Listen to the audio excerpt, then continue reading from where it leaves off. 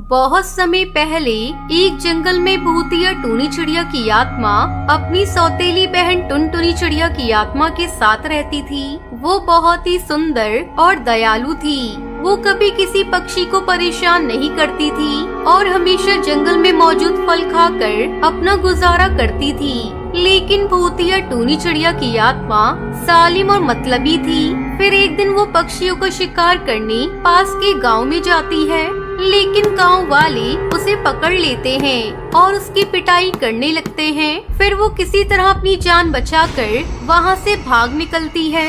अरे नहीं, गांव वालों को मेरे बारे में पता चल गया है।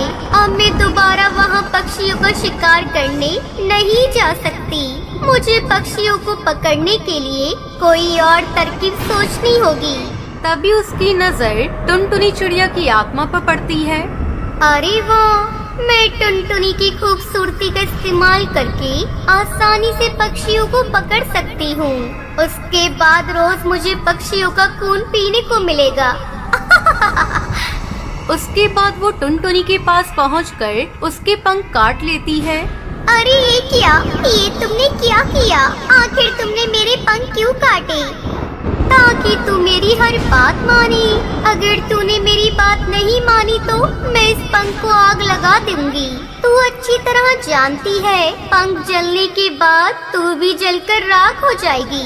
अब मेरी बात ध्यान से सुन। तू देखने में बहुत खूबसूरत है, इसलिए अब तू पक्षियों को अपनी खूबसूरती के जाल में फंसाकर मेरे पास लाएगी।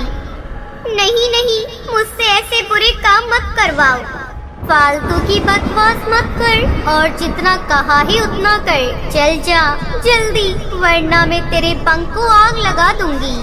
उसके बाद मजबूर होकर भूतिया टुनटुनी चिड़िया की आत्मा पास के गांव में चली जाती है। तभी नदी के पास उसे एक चिड़ा दिखाई देता है। वो उसे अपनी मीठी मीठी बातों में फंसाकर जंगल में ले आती है। तभी भूतिया टूनी चिड़िया की आत्मा उसे पकड़कर खा जाती है।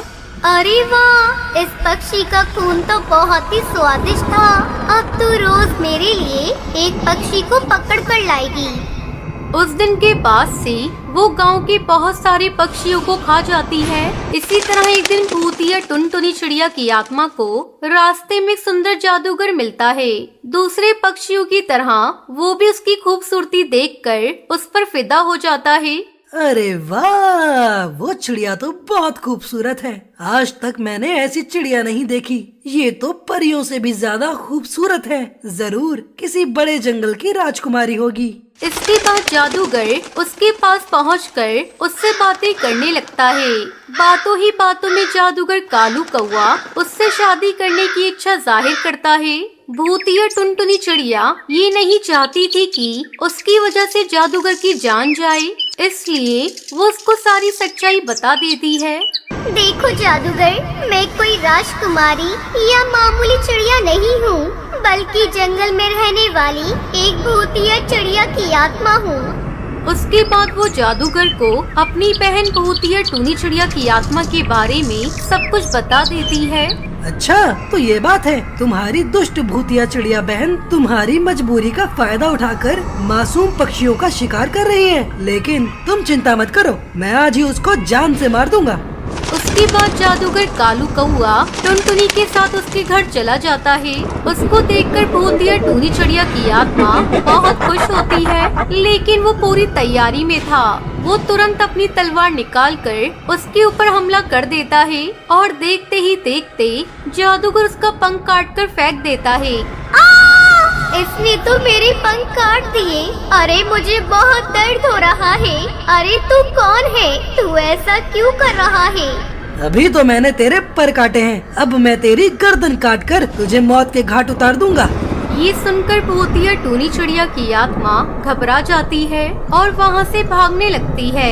तभी जादूगर कालू कौआ अपनी तलवार से उसके पंख काट देता है और उन्हें जला देता है। फिर भूतिया चिड़िया की आत्मा का हमेशा के लिए अंत हो जाता है और जादूगर टुनटुनी चिड़िया की आत्मा से शादी करके उसके साथ खुशी खुशी रहने लगता है।